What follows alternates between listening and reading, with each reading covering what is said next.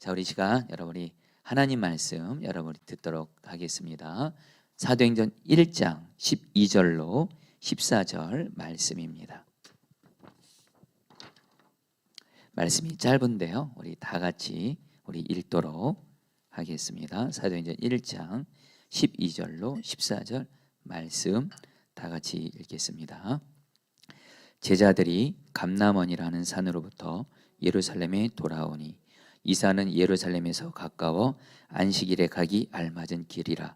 들어가 그들이 유하는 다락방으로 올라가니 베드로, 요한, 야고보, 안드레와 빌립, 도마와 바둘로메, 마테와 및 알포에와 아들 야고보, 셀롯인 시몬, 야고보의 아들 유다가 다 거기 있어 여자들과 예수의 어머니 마리아와 예수의 아우들과 더불어 마음을 같이하여 오로지 기도에 힘쓰더라. 아멘.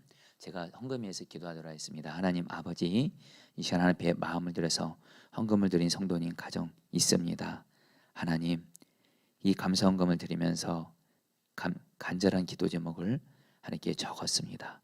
이 기도 제목을 주님께서 받아주시고 주님의 뜻 안에서 이 간절한 기도가 응답되게 하여 주시옵소서.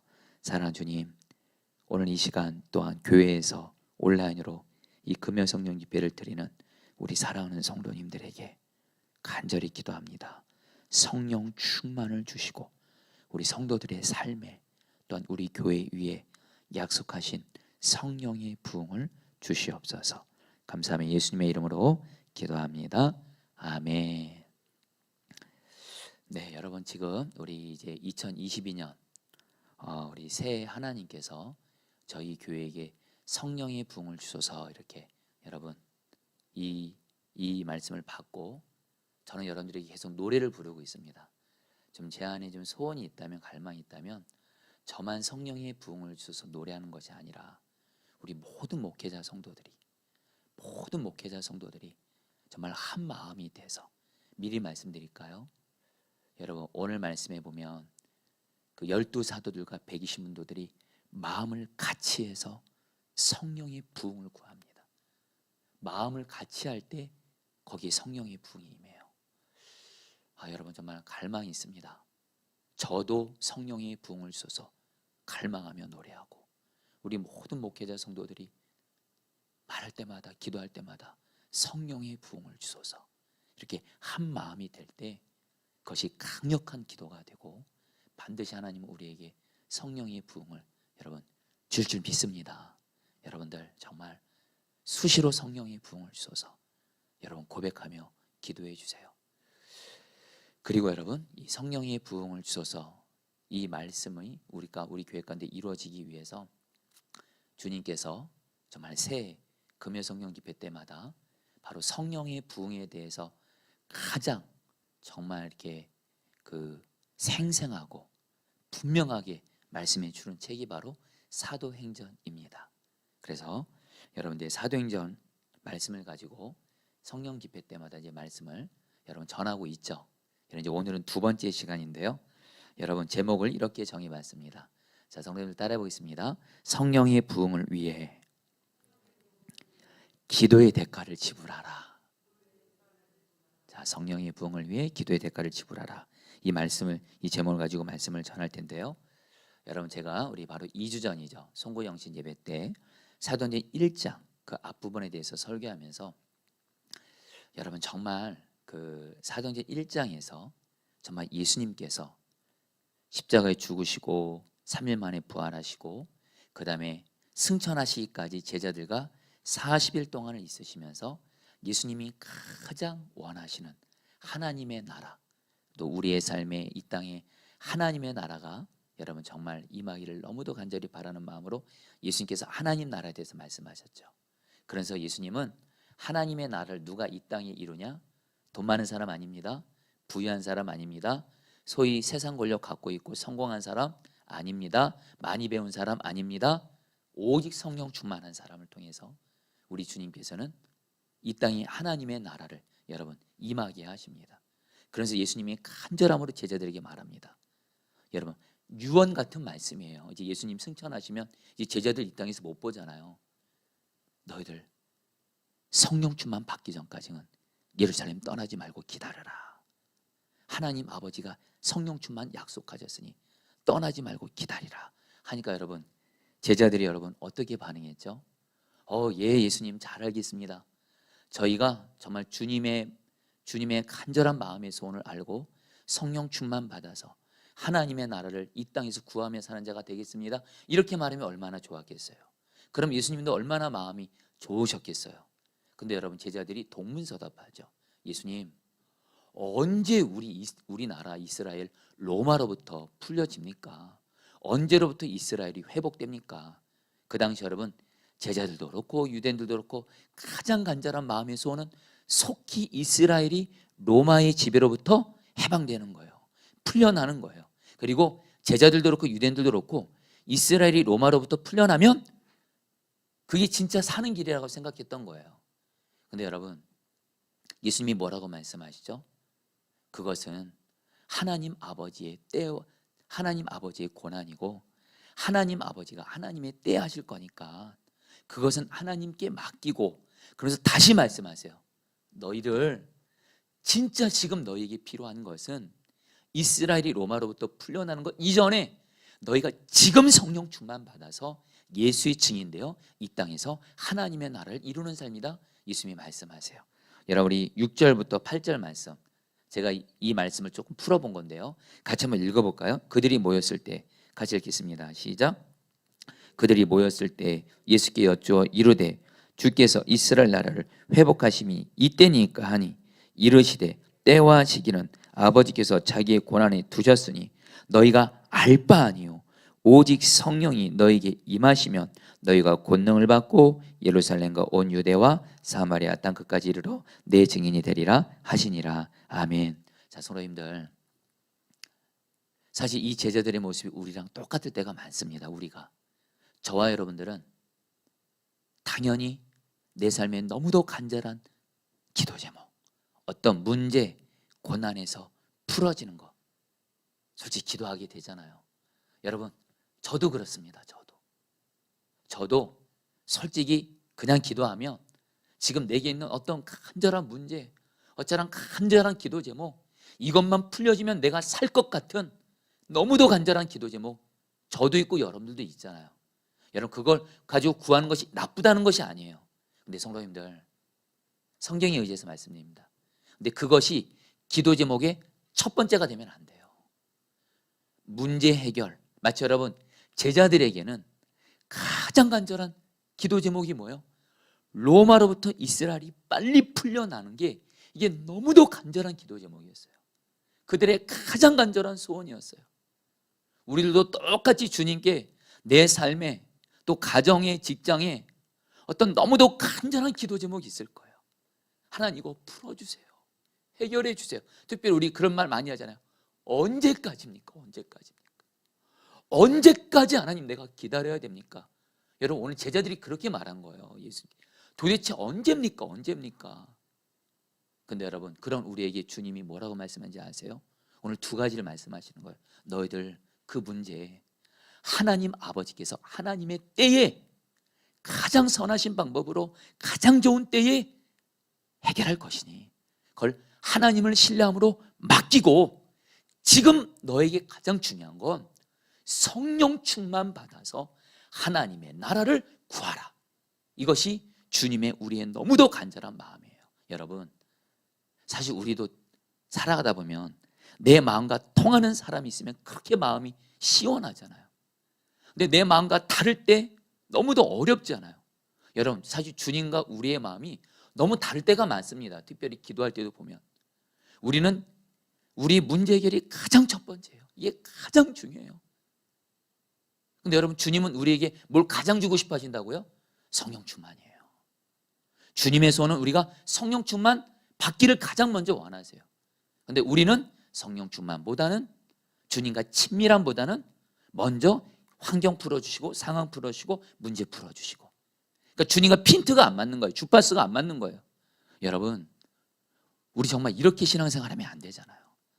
예수님 포도나무 우리는 가지고 우리는 예수님과 연합이 됐잖아요. 여러분, 예수님과 연합이 됐다는 얘기는 뭐죠? 예수님 마음 내 마음, 예수님 소원 내 소원, 예수님의 간절한 원함이 나의 원함이 됐을 때, 여러분, 성경은 약속해요. 너희가 내 안에 가고 내 말이 너희 안에 가면, 주님의 마음과 우리의 마음이 일치가 되면, 주님의 뜻과 우리의 뜻이 일치가 되면, 주님의 계획과 우리의 계획이 일치가 되면, 그 기도는 여러분 응답이 되는 거예요. 그리고 나서 여러분, 우리의 간절한 기도 제목, 문제들 또한 주님의 때에 주님이 풀어주시는 거예요. 자, 성도님들, 어떤 사람이 성령 충만 받아서 하나님 나라를 구하냐? 내 문제 해결에만 모든 관심이 다가 있고, 그래서 늘 기도할 때마다 도대체 하나님 이 문제 언제 해결해 줄 거예요? 언제 이 길 열어주실 거예요? 사실 이런 사람은 성령 충만 못 받습니다. 왜요?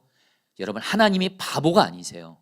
여러분, 하나님이 어떤 사람이 성령 충만 주시냐면요, 진짜 마음의 중심에 나는 성령 충만, 성령님의 다스리심, 바로 주님 자시죠. 나는 주님이 나에게는 가장 우선입니다. 주님이십니다. 성령님이십니다. 이것을 마음의 중심으로 진정 원하는 자에게 성령 충만을 주시는 거예요. 근데 우리의 마음은 주님보다 성령 충만보다 여전히 내 마음의 중심을 성령 충만보다 다른 문제들, 다른 기도 제목들이 더 차지하고 있어요. 그래서 여러분들 성령 충만한 사람이 그렇게 많지가 않은 거예요. 여러분, 오늘 주님이 정말 그런 마음 주세요. 저와 여러분들 너무도 간절한 기도 제목 있으시죠? 가정에서의 간절한 기도 제목, 직장에서의 간절한 기도 제목, 질병, 물질, 관계, 모든 것 다, 이거를 여러분들 정말 하나님 아버지를 신뢰하며 하나님 아버지께서 하나님의 때에 응답하실 것을 믿고 하나님께 맡기는 믿음, 물론 기도하면서요, 그런 가운데 먼저 여러분들 마음의 중심에 성령 충만을 하나님께 구하시기를 축복합니다. 이게 신앙생활 바로 하는 거예요. 여러분, 제가 예전에 이찬수 목사님의 책을 읽다가, 이찬수 목사님이 교회를 개척하면서 그 쓰신 책이 있는데, 그 책에서 제가 읽었는데 참 제 마음에 새겨졌던 그런 그 이찬수 목사님의 간증입니다. 이찬수 목사님이 그 강남에 있는 사랑의 교회죠. 거기서 부목사로 청소년 사역을 10년 동안 했습니다. 근데 청소년 사역을 시작한 지 6년쯤 지났을 때 딜레마에 빠진 거예요. 이찬수 목사님에게는 청소년 사역은 어떤 의미에선 일시적인 일이었고, 궁극적인 꿈은 교회를 세우는 것이었대요. 그래서 어느 시점에서 이 청소년 사역을 접어야 할 것인가 고민을 하게 되더래요. 특별히 그러면서 그 주변에 있는 자기와 함께 들어왔던 목회자들, 심지어는 자기 후배 목회자들이, 자기는 교회학교 청소년부에서 청소년 담당 목사를 했는데 자기보다 비슷하게 들어왔거나 아니면 늦게 들어온 후배들이 어른들 사역하는 걸 보면서 부러운 거예요. 자기가 뒤처지는 것 같다는 거예요. 제 목사님의 글을 제가 그대로 읽어드리죠.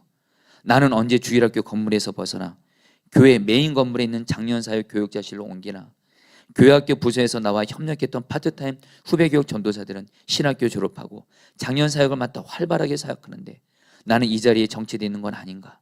장년사역은 열매도 크고 보람도 많다는데 그런 즐거움은 언제 누릴 수 있는가? 여러분, 실제로 목회자들 사이에서요, 말도 안 되는 안타까운 현실이 있습니다. 교회 학교는 좀 낮은 거예요. 장년 사역을 해야 잘하는 거예요. 인정받는 거예요. 그래서 왠지 어른들 사역하고 교구 사역하면요, 인정받는 거예요. 목사로서. 근데 교회 학교 오랫동안 사역하면 좀 능력이 없고 좀 부족하고, 그리고 이렇게 생각하는 너무도 안타까운 모습들이 있어요. 여러분, 그거는 절대 주님 주신 생각 아닙니다. 여러분들 사실 여러분 자녀들 여러분의 생명보다 더 소중히 여기시잖아요. 여러분, 우리 다음 세대들이요, 너무너무 소중합니다. 어른들만큼 소중해요. 저는 포도나무 교회를 담임 목회하면서 제 마음의 중심에 너무 분명합니다. 저는 어른들이나 아이들 똑같이 중요합니다. 그리고 조금이라도 어른들의 어떤 유익을 위해서 아이들을 희생하고자 하는 목회 절대 안 합니다. 제가 교육자들한테도 말했어요. 어른들이 어떤 일을 한 것 때문에 우리 아이들이 피해받는 일은 결코 없게 하라. 오히려 어른들이 희생해야 되겠죠, 여러분들. 우리 아이들의 신앙을 위해서라면. 어쨌든 여러분들, 저 한국교회 목회자들 안에 그런 풍토가 있어요. 너무 안타까운. 근데 이찬수 목사님도 그런 사실 마음을 품게 됐던 거예요. 근데 목사님이 그런 생각이 들더래요. 내가 이렇게 두 마음 품으면 안 되겠다. 교회에서는 청소년 사역하면서 마음은 지금 청소년 사역하는 걸 디딤돌로 해가지고 이제 내가 나중에 교회 세울 것을 생각하고 있는 거예요. 마음이 두 마음으로 쫙 나눠지니까 지금 맡고 있는 영혼들에게 집중을 못하는 거예요. 지금 맡고 있는 사역에 집중을 못하는 거예요. 그래서 이찬수 목사님이 하나님께 이런 사역을 했대요. 제가 그대로 읽어드리죠. 하나님, 저는 단독 목회 교회 개척에 대한 강력한 꿈을 갖고 한국에 왔습니다. 이 꿈이 너무도 분명하게 제가 지도하는 이 꿈이 너무 분명하면 제가 지도하는 청소년 아이들이 다칠 위험이 있습니다. 아이들이 저의 목적이 아니라 수단이 될 위험이 있습니다. 그리고 몇 년부터 몇 년까지 청소년 사역하고 몇 년부터는 장년 사역하겠다는 스케줄이 정해져 있으면 지금 아이들에게 몰두한 일에 방해가 됩니다. 제 일생의 비전은 언젠가 하나님의 교회를 세우는 것입니다. 하지만 언제와 어떻게 이 두 가지는 하나님께 반납하겠습니다. 제 시간표는 하나님께 반납하겠습니다. 이렇게 고백하시고 그리고 나서 다시 마음을 정비하고 하나님이 지금 나에게 맡겨진 청소년 영혼들에게 전념을 합니다. 정말로 밤늦게 전화 오든 새벽에 아이들이 전화 오든 정말 이찬수 목사님 얘기를 들어보면 청소년 아이들 생명 걸고 사랑하셨어요. 그리고 어른들 사역 하나도 안 했습니다. 10년 동안. 우리 목회자들 사이에서 그런 말이 있거든요. 담임 목회를 잘하려면 반드시 어른 목회를 해야 된다. 근데 이찬수 목사님 어른 목회 못했어요. 청소년 사역만 하셨어요. 그리고 나서 여러분 오늘날 저렇게 한국교회에서 여러분들 너무 귀하게 쓰임받고 계시잖아요. 여러분 하나님이 어떤 사람에게 성령 충만을 주실까요? 어떤 주님 자신 성령 충만 이것보다 내 문제, 내 고난 이거 언제 해결해 줄 거예요? 언제까지예요? 나는 언제까지 기다리면서 지금 내가 처한 자리를 소홀히 하거나 지금 내게 맡겨진 영혼들을 소홀히 하거나 어떤 지금 내가 현재 있는 자리를 소홀히 하잖아요. 여러분 절대 그러지 마세요. 저도 그리고 여러분들고 정말 그러지 말자고요. 우리의 여러분 가장 간절한 소원 뭐예요? 다시 한번 우리에게 있는 간절한 기도적 문제 해결은 하나님을 신뢰함으로 하나님의 때에 맡기고 저 여러분들은 제일 먼저 성령 충만 받아서 하나님의 나라를 구하는 저와 여러분 되기를 축복합니다. 그런 자를 통해서 여러분 우리 개인의 삶도 그렇고 하나님께서 여러분들 쓰시고 역사하시는 거예요. 그런 사람 통해서 하나님 나라 이뤄가시는 거예요. 여러분 저희가 정말 저 여러분들이 성령 충만을 정말 내 모든 것으로 갈망하면 좋겠어요. 아니 갈망하셔야 돼요. 왜요? 여러분 성령 충만이 다른 거 아니라 그랬죠. 성령님이 다스리시는 거예요. 주님이 나를 다스리시는 거예요. 한마디로 주님 한 분으로 내가 여러분들 채워지는 거예요. 이게 제일입니다. 제일입니다. 여러분 우리가 성령 충만 받아야 되는 너무도 중요한 이유 중에 하나가 성령께서 우리를 다스려 성령 충만 받잖아요. 저는 이 말씀이 우리가 성령 충만 받을 때 가장 위대한 약속 중에 하나라고 믿습니다. 성경에 나온 모든 말씀을 다 순종할 수 있게 됩니다. 에스겔 36장 26절 27절 말씀 같이 한번 읽어볼까요? 또 새 영을 같이 읽겠습니다. 시작. 또 새 영을 너희 속에 두고 새 마음을 너희에게 주되 너희 육신에서 굳은 마음을 제거하고 부드러운 마음을 줄 것이며 또 내 영을 너희 속에 두어 너희로 내 율례를 행하게 하리니 너희가 내 규례를 지켜 행할지라. 여러분 이 말씀이 하나님이 에스겔 선지자를 통해서 이 말씀을 하신 이유가 있습니다. 우리가 아는 대로 이스라엘 백성들이 구약을 보면 하나님이 이스라엘 백성들에게 율법, 말씀을 줍니다. 그리고 이 말씀대로 순종하면 사는 거고 축복받는 거고 이 말씀대로 살지 못하면 하나님의 백성이랄지라도 하나님께 징계받고 심판받고 멸망당하는 거예요. 근데 여러분들 이스라엘 백성들이 어떻게 됐죠? 이제 여러분 앞으로 저희가 지금 열왕기상과 매일 말씀 기도지 하고 있는데요. 이스라엘 백성들이 여러분 결국에는 하나님께 축복받지 못하고 멸망당한 이유는 딱 하나입니다. 하나님 말씀 순종 안 해서 그래요. 죄 가운데 계속 우상 숭배하니까 결국에 여러분 멸망하게 됐고 바벨론에게 포로가 됐고 이제 여러분 하나님이 이제는 어떻게 하시는 거예요? 이스라엘 백성들에게 새로운 약속을 하십니다. 너희들의 힘과 능력으로 하나님의 말씀을 지킬 수 없으니 이제는 하나님의 영, 성령을 우리에게 우리 마음에 보내주셔서 우리 마음을 돌같은 마음, 이 돌같은 마음이 여러분들 이 굳은 하나님 말씀에 순종하기 싫은 마음 이런 마음이에요. 이런 마음을 제거해버리고 부드러운 마음, 이 부드러운 마음이 원어로 보면 살코기입니다. 여러분 살코기가 콕콕 누르면 잘 들어가잖아요. 하나님의 말씀을 스펀지처럼 흡수하고 그리고 마음으로만 흡수하는 것이 아니라 삶에서도 하나님의 말씀대로 순종하고 싶은 마음이 너무 가득한 거예요. 여러분 사람은 마음이 변화되면 행동과 말은 저절로 변화되는 줄 믿습니다. 성령께서 우리의 안에 들어오셔서 우리의 마음을 변화시켜줘서 결국에는 뭐라 그래요? 너희로 내 율례를 행하게 하리니 너희가 내 규례를 지켜 행하지라. 하나님의 모든 말씀을 순종할 수 있게 하신 거예요. 사랑하는 성도님들, 성령 충만 받잖아요. 성경에 나오는 모든 하나님의 말씀이 순종이 되어지고 사라지게 되어지는 줄 믿습니다. 여러분, 그래서 성령 충만을 정말 생명같이 구하셔야 돼요. 여러분, 제가 오래전에 선한목자교회에서 부목사 때 처음으로 젊은이 교회를 맡았거든요. 한 번은 제가 목사이기 때문에 청년들을 예수님의 사람 제자훈련을 합니다. 근데 여러분, 예수님의 사람 제자훈련은 1단원부터 12단원까지 있는데요. 제가 이제 청년들과 함께 이제 5단원이 바로 주제가 성령 충만한 제자예요. 5단원을 이제 우리 청년들과 함께 제자훈련 시작하기 전에 우리 오늘은 성령 충만에 대해서 여러분 훈련 받겠습니다. 우리 다 같이 성령 충만을 구하며 하나님께 나아갑시다며 청년들과 함께 기도하는데, 여러분, 주님께서 제 안에 갑자기 너무도 분명한 음성을 주시는 거예요. 그 음성이 뭐냐면요, 주님이 그런 마음 주시더라고요. 오늘 너희들이 훈련할 5단원 성령 충만한 제자는 절대적으로 중요하다. 왜냐하면 5단원 바로 예수님의 사람 제자훈련은 모든 단원의 그 주제들이 성령 충만 받을 때 다 실제가 된다라는 거예요. 그래서 성령님께서 하나하나 말씀하시더라고요. 5단원 나가기 전에 1단원이 십자가의 능력이에요. 여러분, 성령님이 없이는 저와 여러분들 예수님 믿지 못합니다.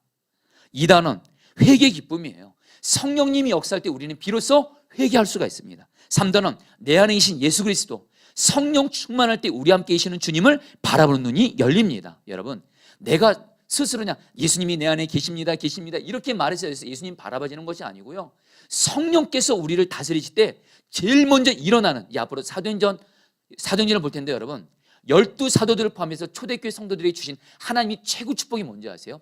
성령 충만을 받아서 어떤 죽음의 위협 앞에서도 나 함께 하시는 주님을 바라보는 눈이 열리는 거예요.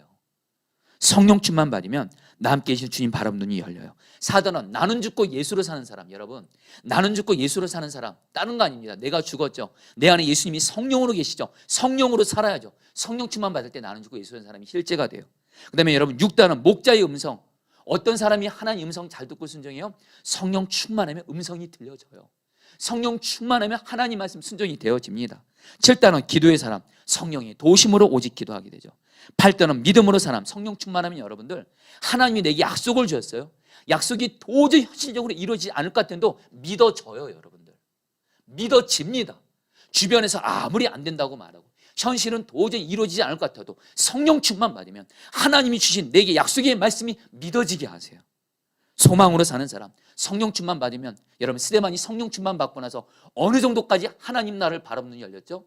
사도행전 보면 스데반이 성령 충만 받고 돌 맞아 죽기 전에 하나님 나라에서 하나님 보좌 우편에 예수님이 보통은 앉아 계시는데 그 예수님이 스데반을 너무도 기뻐하시면서 일어선 모습을 여러분들 하나님 나라를 보게 돼요. 여러분, 성령 충만 받잖아요. 이 세상이 전부가 아니에요. 진짜 우리가 이 세상을 떠나서 가게 될 하나님 나라를 바라보는 눈이 활짝 열려서 하나님 나라 위에 삽니다. 사랑으로 사는 사람, 성령 충만하면 사랑할 수 없는 사람, 사랑이 되어지게 하시고요. 11단은 영적 승리, 성령 충만해야 마귀를 이기죠. 그리고 마지막으로 전도자의 사명. 누가 전도 제일 잘하죠? 성령 충만 받은 사람. 한마디로 그때 주님이 저에게 너무도 간절한 마음 주시는 게, 성령 충만 이 단원이 모든 예수님의 사람 모든 단원들을 실제로 삶에서 실제가 되게 하는 바로 단원이라는 거예요. 여러분, 간절함은 나눕니다. 성령 충만 받아서 저 여러분들 하나님의 모든 말씀을 살아내는 은혜가 있게 되기를 축복합니다. 한 가지 더요. 여러분, 성령 충만 받잖아요. 저는 정말 이 부흥이 저에게도 그렇고 우리 교회도 그렇고 우리 성도들에게도 임하기를 원해요. 성령 충만 받잖아요. 생명을 살리는 역사가 일어나요. 성령님은 생명이시니까. 여러분, 제가 참 좋아하는 목사님이 계십니다. 저희 무디 목사님이에요. 이 무디 목사님은 초등학교만 나왔어요. 그리고 잘 배우질 못해가지고 설교할 때 있잖아요, 어법이 굉장히 많이 틀렸대요. 근데도 이 목사님을 통해서 수천만 명의 여러분들 예수 믿고 구원받고 놀랍게 변화됐대요. 근데 여러분, 이 무디 목사님이 여러분 어떤 하나님께 쓰임 받은 계기가 있어요. 무디 목사님도 목사가 됐어요. 근데 이 목사님이 설교를 하잖아요. 설교를 하면 당신 딸은 열심히 말씀을 전하는데 이상한 일이 생기는 거예요. 성도들이 조는 거예요. 한 번은 목사님이 그날도 열심히 말씀을 전했는데 어떤 여자 성도가 나와서 목사님께 이렇게 말씀해 주시더래요. 목사님은 말씀은 정말 열심히 전하는데 목사님 말씀 들으면 졸음이 와요, 이러는 거예요. 그러면서 목사님 성령 충만 받으세요, 이렇게 말하는 거예요. 순간 무디 목사님이 너무 자존심이 상하더라는 거예요. 그러면서 처음에는 좀 화가 나더라고요. 내가 문제가 아니라 말씀 듣고 은혜 못 받는 당신이 문제지, 이런 마음이 있더래요. 들기도 하더래요. 그러나 목사님 마음에 너무 안타깝더래요. 자기가 말씀을 전하면 성도들이 조는 거예요. 아무리 열심히 말씀을 전해요. 여러분, 저도 제가 말씀을 전하지만요, 여러분들, 저도 솔직히 말합니다. 설교하다가 조는 분 보면 여러분들 마음이 여러분들 주여가 나옵니다. 여러분들, 저도 물론 그렇죠. 근데 무디 목사님이 그 여자 성도가 한 말로 인해서 도전이 된 거예요. 자극이 된 거예요. 내가 이렇게 목사 노릇하면 안 되겠다. 그래서 하나님 앞에 간절히 기도합니다.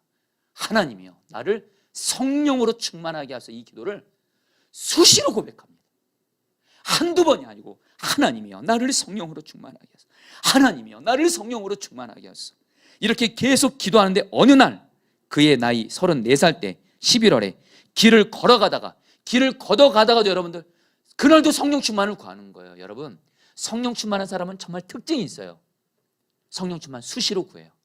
그날도 무디 목사님이 하나님 나를 성령으로 충만하는데 길을 걸어가다가 성령의 불을 받습니다. 거리에서 무디 목사님이 성령의 불을 받으니까 불덩이가 자기 심령에 떨어지는 것 같더래요. 그래서 그 불이 너무 뜨거워서 그 길거리에서 깡총깡총 뛰었대요. 무디 목사님이 키가 굉장히 크거든요. 그러니까 사람들이 키가 큰 사람이 길거리에서 깡총깡총 뛰니까 막 구경하더래요. 그러니까 목사님이 좀 창피한 것 같아서 빨리 친구 집이 근처에 있어서 친구 집 찾아가가지고 그 방 하나 빌려가지고 거기서 하나님 앞에 계속 기도하는데 성령의 불이 목사님에게 계속 임하는 거예요. 이때 무디 목사님이 이렇게 고백했대요. 하나님, 이제 손을 떼주십시오. 그대로 있으면 나 죽겠습니다. 그만 부어주십시오. 이럴 정도로 성령을 받은 거예요. 충만 받은 거예요. 저는 제가 이 표현을 읽고 저는 성령 충만 받아 죽더라도 이런 고백은 저도 안 하고 싶어요. 저는 성령 충만 저도 너무 갈망하니까 결국 무디 목사님이 이때가 바로 목사님의 사역의 전환점이 됐고 성령 충만 받게 되니까 미국과 양국 두 나라를 영적으로 흔들면서 여러분들 성령의 부흥이 여러분들 너무도 귀한 통로가 되죠. 자, 성도님들, 성령 충만 받으면 생명을 살리는 역사가 우리에게 일어납니다. 여러분이 오늘 지금 이 말씀을 왜 나누냐면 제 마음에 저도 그렇고 여러분도 그렇고 목사님 그거 아는 얘기예요. 이걸로만 끝내지 마시고 여러분 다시 한번 저 여러분들 말씀 다 순종하고 계신가요? 그리고 저와 여러분들 나를 통해서 지금 생명이 살아나고 있나요? 오늘 이 말씀을 통해서 정말 저 여러분들 마음 안에 주여 나를 성령으로 충만하게 해주세요. 갈망하며 구하며 나가야 되시기를 축복합니다.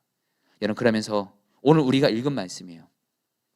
예수님이 사도들에게 말씀했죠. 앞서 말씀드린 대로 너희들 성령 충만 받기 전까진 예루살렘 떠나지 말고 기도하면서 기다리라 하셨어요. 그러니까 여러분 제자들이 어떻게 해요? 12절 14절 말씀 같이 읽겠습니다. 제자들이 감람원이라는 같이 읽겠습니다. 시작. 제자들이 감람원이라는 산으로부터 예루살렘에 돌아오니 이 산은 예루살렘에서 가까워 안식일에 가기 알맞은 길이라. 여자들과 예수의 어머니 마리아와 예수의 아들과 더불어 마음을 같이하여 오로지 기도에 힘쓰더라. 여러분, 사도들과 120분들도 어떻게 했어요? 성령 충만 받기 위해서 어떻게 했다고요? 자, 성령들 따라했습니다. 더불어 마음을 같이하여 오로지 기도에 힘쓰더라. 여러분, 요 말씀입니다. 사도행전 1장 14절에 더불어 마음을 같이하여 오로지 기도에 힘쓰더라. 이것이 있었기 때문에 사도행전 2장의 1절부터 4절에 성령이 바람처럼 불처럼 120분들에게 성령 충만이 임하게 되면서 그때부터 성령의 부흥의 역사가 써지기 시작합니다. 여러분, 한마디로 뭐예요? 기도입니다. 기도. 기도의 대가를 지불해야 저와 여러분들 성령 충만 받습니다. 여러분에게 근데 이 말씀을 여러분 모르는 분들은 없을 거야. 기도해야 성령 충만 받지. 근데 여러분들이 하나 좀 분명히 좀 마음에 분명히 좀 명심하고 나갔으면 좋겠습니다. 성령 충만 받으려면요 반드시 기도의 대가를 지불해야 되고요. 반대로 기도의 대가 지불하지 않아요? 성령 충만 받지 못합니다. 제가 여러분 순회 선교단에서 복음학교라고 하는 너무도 귀한 훈련이죠. 제가 거기를 오래전에 참석했던 적이 있는데 그때 김용희 선교사님이 그 복음에 대해서 또 각 영역에 대해서 설교를 하시는데 복음과 기도였습니다. 복음과 기도. 그러면서 김용희 선교사님의 그 한마디 말씀이 제 마음에 팍 꽂혔어요. 선교사님이 뭐라고 말씀하시냐면 복음이 복음되기 위해서 정말 우리가 하나님의 은혜를 충만히 받아 누리기 위해선 반드시 기도의 대가를 지불해야 한다는 거예요. 그러면서 뭐라고 말씀하냐면요, 성경을 근거로 이렇게 말씀하시더라고요. 기도한 건 한 거고 안 한 건 안 한 거라는 거예요. 무슨 말씀이냐, 기도를 했으면 하나님이 원하시는 만큼 기도의 대가를 지불했으면 성령 충만 받는 거예요. 복음을 살아내는 거예요. 그러나 내가 지금 기도하기 어려운 핑계들이 있어요. 바쁘고 일 많고 그래서 기도하는 거 놓쳤어요. 하나님 나 기도 안 했으니까 성령 충만 주세요. 이럴 일은 없다라는 거예요. 기도한 건 한 거고 안 한 건 안 한 거다. 이 한마디 한 줄의 말씀이 여러분 제 마음에 새겨졌어요. 여러분 저도 말입니다. 하나님이 저에게 설교할 때도 그래요. 여러분 저는 제 설교가 사실 은혜가 있는 점인지 저는 솔직히 잘 모릅니다. 뭐 어떤 분은 은혜가 있다고도 말씀드리지, 그러나 뭐 잘 모르겠어요. 다만 그러나 이거 하나만큼은 분명합니다. 설교하기 전에 기도의 대가를 지불해야 제가 하는 설교는 성령이 역사하시는 설교가 되지, 설교하기 전에 기도가 충분하지 않거나 기도를 대충 하거나 하면 너무 분명해요. 설교가 너무 약해요. 정말 여러분 사실 저도 목사에게서 정말 중요한 일이 설교거든요. 근데 여러분 목회자가 설교 말고도 여러 가지 할 일들이 많습니다. 신방도 해야 됩니다. 교회 행정일도 해야 됩니다. 여러분들 뭐 교회 이런저런 일 해야 됩니다. 그러다 보면 여러분 설교를 앞두고 기도를 여러분 덜하게 될 때가 있어요. 그럼 여러분 제가 한때 그랬습니다. 하나님 저 오늘 정말 바쁘게 지냈습니다. 하나님 내 형편 사정 아시죠? 오늘은 기도 요만큼 밖에는 못하겠습니다. 하고서 기도를 충분히 못해요. 그러면 어김없이 여러분 설교를 하잖아요. 선한 목자에게 부목사 때도 그렇고 포도나무에게 담임 목자 할 때도 그렇고 너무도 분명한 사실이에요. 기도를 적게 했으면 설교할 때 여러분들 제가 알아요. 아 이거 지금 설교 가운데 성령 충만하지 못한 설교구나 제가 느낍니다. 그래서 하나님이 저에게 다시 한번 그때 복음학교 때 김용희 선교사님 통해서 하셨던 말씀, 기도한 건 한 거고 안 한 건 안 한 거다. 성도님들 기도에 있어서는 여러분들 정직하셔야 돼요. 정말 내가 설교 들었고 내 삶에 성령 역사가 정말 충만하고 성령 충만 받기 위해서 여러분 기도에 있어서만큼은 철저하게 진실되게 순종해야 될 줄 믿습니다. 기도 별로 안 해놓고 환경 상황 핑계 두면서 나 바쁘잖아요. 심지어 나 몸이 아프잖아요. 여러분 그렇게 해서 기도 안 해요? 말할게요. 기도 안 한 건 안 한 거예요. 그래서 성령 충만 못 받는 거예요. 근데 어떤 상황에서 오직 기도의 대가를 지불할 때 성령 충만 받는다. 이런 심정으로 나아가고 기도의 대가를 지불하는 사람에게 성령 충만이 임하는 거예요. 자, 성도님들 특별히 여러분들 오로지 기도에 힘쓰다라 이 말이 무슨 의미냐면요, 제가 이 말씀의 의미를 굉장히 성령께 귀하게 붙잡혀 쓰임받는 목사님이 이 말씀을 원어로 이렇게 풀어주시더라고요. 이 목사님이 이거 오로지 기도에 힘쓰다라 한마디로 백신문도들이 어떤 마음으로 성령 충만을 구했냐면요, 오로지 기도에 힘쓰다라 이 표현을 언제 쓰냐면요, 이럴 때 쓴대요. 어느 집에 칼을 든 강도가 들어옵니다. 이 칼을 든 강도가 그 집안에 있는 재산들을 빼앗는 것과 함께 만약에 그 집에 있는 가족들이 이것을 방해하면 가족들을 죽이려고 하는 거예요. 이때 이 집안의 가장 아빠이자 남편이 일어납니다. 그 강도와 맞닥뜨립니다. 이 가장은 뭐예요? 이 강도와 싸워야 돼요. 왜요? 그렇지 않으면 이 강도가 자기 집 재산뿐만 아니라 내 살아가는 가족들 생명을 앗아갈 수 있거든요. 죽일 수 있거든요. 이 집 가장은요 생명을 걸고 싸웁니다. 근데 특별히 뭘 가지고 싸우냐?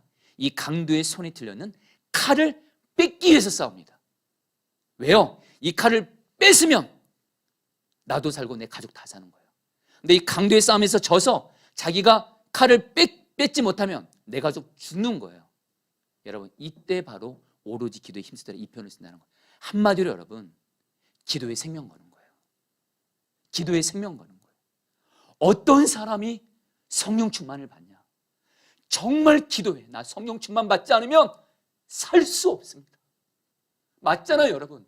우리 성령 충만 받지 못하면 하나님의 말씀 살아낼 수 없습니다.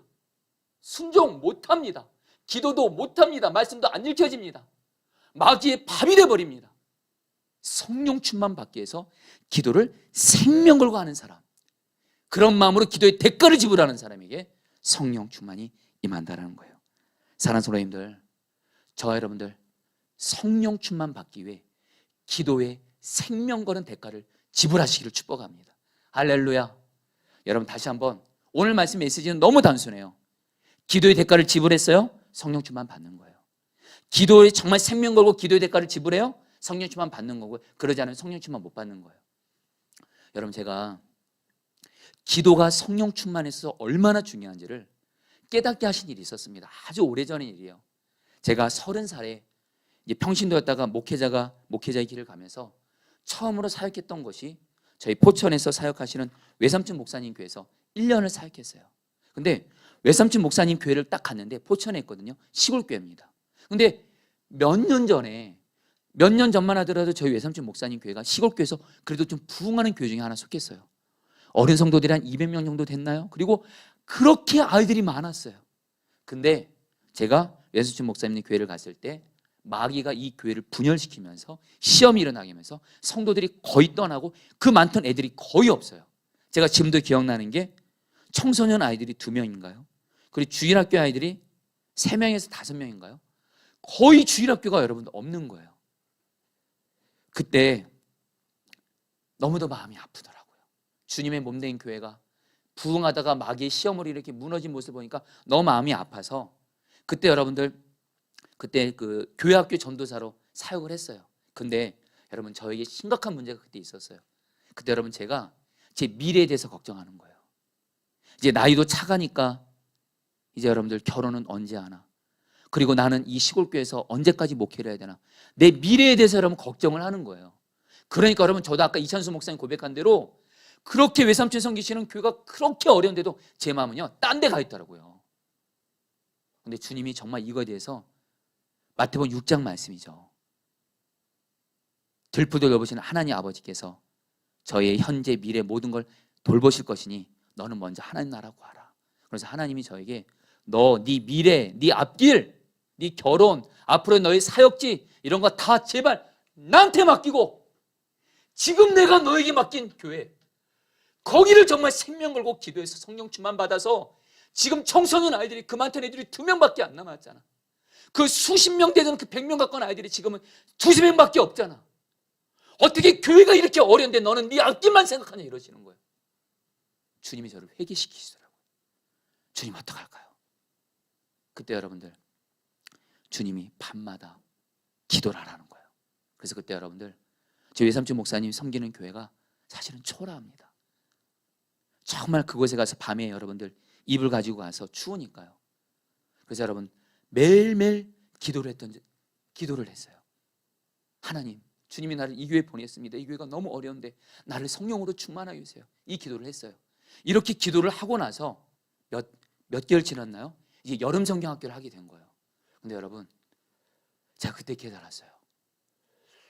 며칠 정도 기도했는데 이렇게 성령이 충만함 임하지 않는 것 같다가 이제 여름 성경학교를 딱 앞두고 하나님이 저에게 여름 성경학교를 하라 이런 마음 주시는 거예요. 뭐 아이들 2~3명밖에 없는데요. 근데 하나님이 그러시더라고요. 네가 전도하라 그러시더라고요. 애들이 오려고 기다리지 말고 네가 전도하라. 그때가 여러분 2002년도 여름이었습니다. 월드컵 한창 시작될 때 그때 하나님이 여러분 제 안에 전도의 불을 주셨어요. 그래가지고 여러분 어떻게 했냐면요, 교회 근처에 있는 초등학교들 제가 돌아다니는 겁니다. 그리고 한 손에 여러분 진짜 복음을 들고요, 한 손에 여러분 그때 마침 감사하게 월드컵 우리나라 그 축구 선수들 중에 예수님을 잘 믿는 선수들이 있었어요. 뭐 송정구, 뭐 이영표, 뭐 그리고 여러분 안정환 같은 경우는 뭐 아내가 그렇게 예수님 잘 믿어가지고 여러분들 뭐 기도 열심히 했잖아요.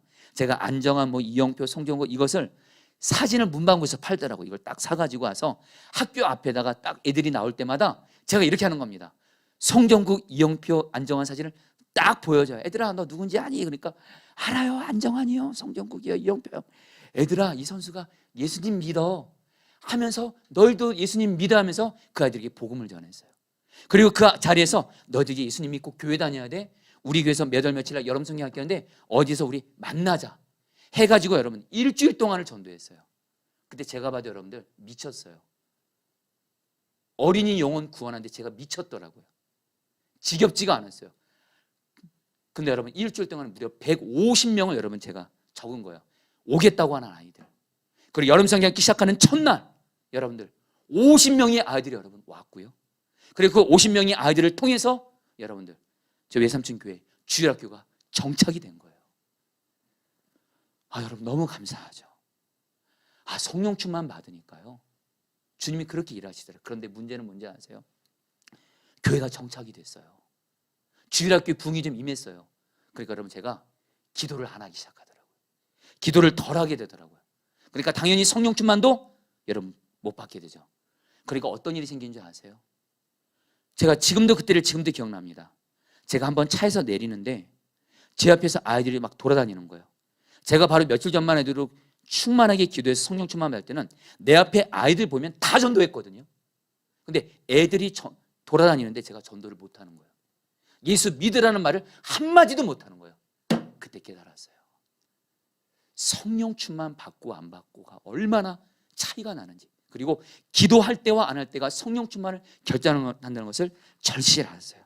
사랑하는 성도님들, 성령 충만 받기 위해서 반드시 여러분들 생명 걸고 기도하는 대가의 지불을 치르시기를 주의 이름으로 축복합니다.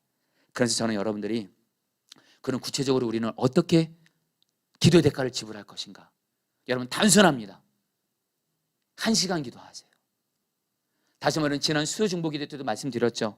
우리 주 예수님께서 십자가 고난을 앞두고 마음이 매우 고민하여 죽게 되었으니 이렇게 하셨다가 1시간 기도를 순종함으로 성령 충만 받아서 십자가의 길을 당당히 가시면서 저 여러분들에게 너희도 나와 함께 깨어있으라. 1시간 기도함으로. 여러분 1시간 기도예요. 여러분 제가 두 분의 이야기를 좀 나누고 싶어요. 한 번에 우리 유기소 목사님이 1시간 기도 책 썼잖아요. 거기서 이렇게 고백하시더라고요. 제가 읽어드리죠. 제가 1시간 기도를 해보니까 그 시간이 저에게 말할 수 없는 위로와 힘을 얻는 시간이 되었습니다. 제 심령이 회복되는 시간이었습니다. 저에게는 무거운 짐이 많습니다. 때때로 이유 없이 스트레스를 받거나 걱정이 몰려와 밤에 잠이 오지 않을 때도 있습니다. 그런데 1시간 기도의 자리에 나가보니까 정말 마음이 힘을 얻는 것 같습니다. 매일 1시간 기도하는 것은 무거운 짐을 하나 더 지는 것이 아니라 마음이 쉬면서 주님으로부터 새 힘을 공급받는 시간이었습니다. 언제 이런 은혜와 회복을 누릴 수 있을까 하는 생각이 들 정도였습니다. 성도님들, 맞아요. 성령 충만 받으면 주님이 우리를 살리세요. 한 목사님의 이야기를 더해드리고자 합니다. 이 목사님은 정말 성령 충만 받아서 성령의 부흥이 임하는 통로로 너무도 귀하게 쓰임받은 목사님이신데, 이분이 쓰신 책에서 읽은 내용이에요. 이 목사님이 어떤 집회를 갔는데 어떤 미국 어떤 군인의 부인이 이 목사님을 찾아왔어요. 이 부인이 눈물을 흘리면서 이렇게 말을 했습니다. 목사님에게, 목사님, 저 갈급해서 견딜 수 없어요. 사람들은 사도 시대나 성령 충만하고 성령의 역사가 있지, 지금은 성령 충만한, 그리고 사도행전에 나타난 성령의 역사는 없을 거라는 거예요. 목사님, 정말로 오늘날에는 예수 믿고 난 다음에 성령 충만 받고 방언하는 사도행전에 나타난 성령의 역사가 정말 없는 것입니까? 정말 제 주변에 있는 목사님들에게 물어보면 그분들도 그런 것은 옛날에나 있지 지금은 없다고 하는 거예요. 근데 저는 너무도 갈급해요. 성경을 보면 성령님이 여전히 역사한다고 말씀하니까.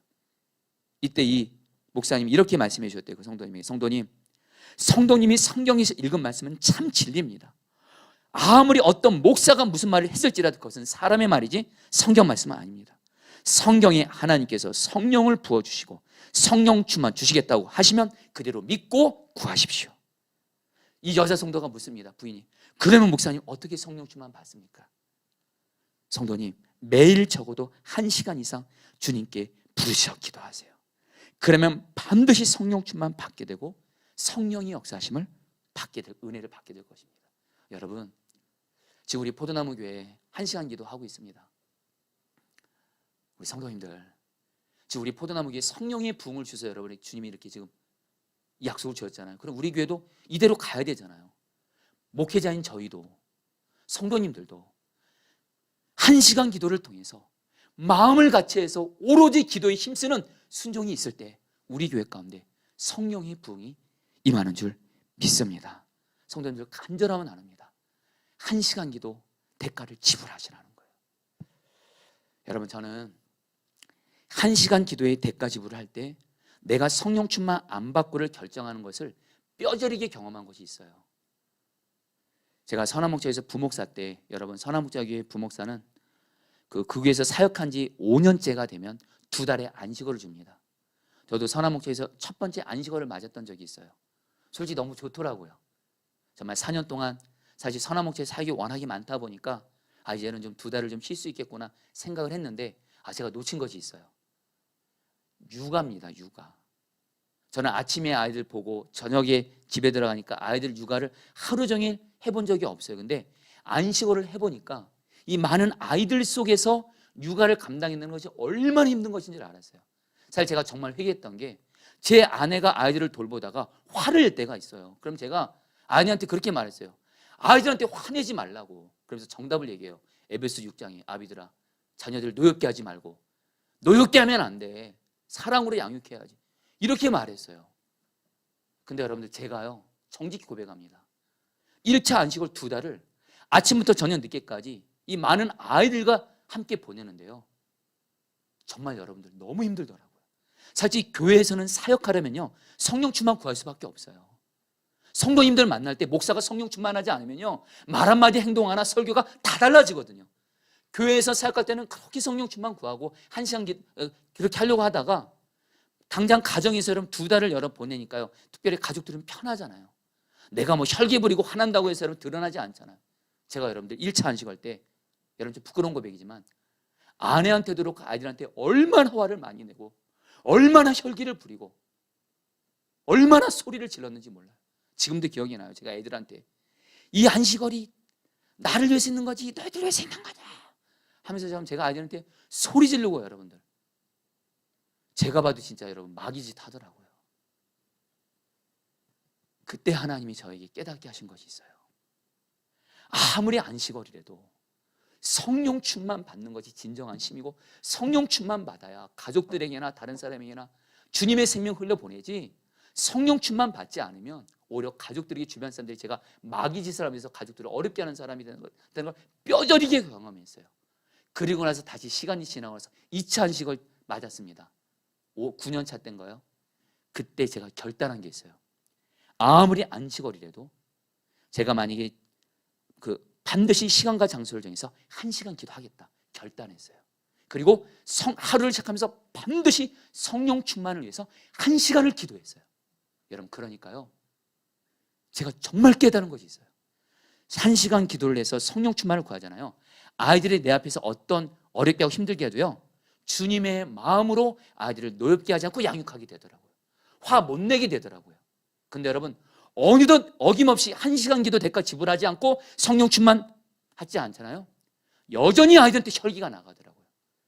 그래서 여러분들, 그러나 감사한 건 2차 안식월 때는 거의 매일매일 성령 충만을 위해서, 안식월입니다. 안식월. 그때 여러분들 이상한 얘기들 해요. 선한목자에서는 목사님들이 안식월이면 교회 주변에 얼씬거리지도 말라. 저는 그런 말 상관없어요. 그 당시에 선한목자의 기도실 마가다락방 수시로 갔어요. 특별히 하루를 시작할 때 반드시 마가다락방 가서 성령 충만을 구했어요. 왜요? 그러지 않으면, 내가 성령 충만하지 않으면 마귀가 나를 통해서 내 가족들을 해롭게 할 거니까. 근데 성령 충만 구하며 1시간 기도하면 하나님이 성령 충만 받게 하셔서 아내와 아이들을 예수님의 생명 흘려보낼 테니까. 여러분들, 간절하면 안 합니다. 1시간 기도 대가를 반드시 지불하시기를 주님의 이름으로 축복합니다. 할렐루야. 아멘. 아멘이에요.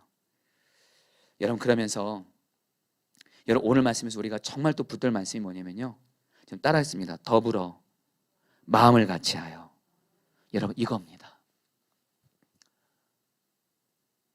함께 기도하라는 거예요. 혼자 기도하지 말고 함께 성령 충만 구하라는 거예요. 그리고 중요한 것입니다. 마음을 같이하여. 여러분, 성령의 부흥이 임한 교회들의 특징이 있습니다. 목회자나 성도들이나 담임 목사, 부교육자, 성도들이 다 한 마음이 돼요. 한 뜻이 돼요. 한 말을 해요. 여러분, 우리 포도나무 교회는 성령의 부흥을 주셔서 이것이 우리가 다 같이 한 마음이 돼서 마음을 같이 해서 성령의 부흥을 기도에 성령의 부흥을 위해 정말 기도에 힘쓰는 그런 교회가 되기를 원해요. 함께 기도해야 돼요. 함께 연합해서 기도해야 돼요. 여러분, 포도나무 교회가 여러분들 우리 교회가 여기에 언제 세워졌냐면 2019년 6월 30일에 입당 예배를 드렸습니다. 입당 예배를 드렸는데요. 이때 입당 예배를 앞두고 하나님 앞에 제가 이 강단에서 주일날 어떤 말씀 전했냐면 그때 주님께 말씀을 구했을 때 주님이 주신 말씀이 있었습니다. 에스겔 47장 말씀이에요. 우리가 잘 아는 대로 성전에서 계속 성령의 생수향이 흘러가서 처음에는 이런 발목, 무릎, 허리, 나중에 강까지 차가지고 성령의 부흥이 임하는. 그래서 이 성전에서 나온 이 물이 강이 죽은 사해바다에 흘러가지고 생명을 살리는 이 말씀을 주셨어요. 그때 하나님이 우리 포도나무 교회에게 포도나무 교회는 성령의 생수의 강이 흐르는 부흥을 주실 거다라는 말씀을 그때 사실은 처음 받았습니다. 그리고 나서 여러분 이제 올해 이제 시간이 지나서 올해 2022년에 저는 여러분 성령의 부흥을 주셔서 여러분 이거 다른 말 아닙니다. 성령의 부흥을 이수라는 말은 한마디로 여러분 우리 교회 안에 성령의 생수의 강이 성령의 역사가 강처럼 역사하는 거예요. 그러면 우리 교회를 통해서 많은 성도들 또한 예수 믿지 않는 자들 마른 뼈 같은 자들의 생명을 살리는 거예요. 여러분 제가 성령의 생수의 강이 우리 교회를 통해서 흘러나오리라 이 말씀을 받고 그 당시 여러분 제가 하나님 앞에 기도하면서 생각난 목사님이 두 분이 계셨습니다. 한 목사님은요 이분은 나이가 50이 됐어요. 50이 돼서 교회를 개척했는데 이분이 어떻게 했냐면 하나님 앞에 밤새도록 자신을 불쌍히 여겨달라고 기도했다는 거예요. 하나님 주님의 뜻을 따라 교회를 세웁니다. 우리 교회에 성령의 생수에 성령의 그런 부흥을 주시옵소서. 그리고 밤새도록 주님께 불쌍히 여겨달라고 기도했대요. 그런데 그날 밤에 이분이 밤새 기도했대요. 하나님 앞에. 그런데 이 목사님의 꿈에 하나님이 환상을 보여주시는데 이 교회가 산꼭대기에 교회를 개척했거든요. 말도 안 되게 진짜로. 산꼭대기에서 그 목사님 섬기는 교회에서 성령의 생수가 강같이 흘러나가서 그 주변에 있는 사람들이 성령의 생수 강을 마시면서 살아나는 꿈을 보여주신 거예요. 경우 여러분 정말 이 목사님이 섬겼던 그 교회 가운데 성령의 생수의 부흥이 임해서 한국 교회 가운데 너무도 귀하게 여러분 부흥하는 교회가 되게 하셨어요. 또 한 분의 여러분들 또 어떤 목사님은 이분도 젊은 나이에 교회를 개척했어요. 특별히 이분은 정말 기도의 사람이에요. 제가 봐도 이분은 정말 기도의 목숨 걸고 성령 충만의 목숨 거는 목사님인데 이분도 교회를 개척할 때 드디어 교회 건물을 상가 건물이다. 상가 건물 임대를 계약했어요. 그 계약한 임대 건물에 가서 하나님께 간절히 기도하는데 하나님이 약속을 주더래요. 생수의 강이 흘러나오리라. 해가지고 여러분들 이 목사님이 이 말씀 붙잡고 이 목사님도 그렇고 성도도 그렇고 그렇게 마음을 가져서 기도한 거예요. 여러분 우리 포도나무 교회 제가 지금 뭘 말씀드리냐면요 이 앞서 이 두 개의 공통점이 있어요. 교회가 생수의 강으로 역사하기 위해서 기도 또한 강의 수준이 되셔야 돼요. 여러분 우리 교회도 말입니다. 그냥 성령이 생수의 강이 흐르는 부흥이 임하는 거 아니에요. 기도의 수준이 발목 수준이면 무릎 수준이면 허리 수준이면 성령의 부흥의 생수 임하지 못합니다. 우리의 기도의 수준도 강이 돼야 되고 강이 되기 위해서는 반드시 우리가 연합해서 기도될 줄 믿습니다. 이제 말씀을 마무리합니다.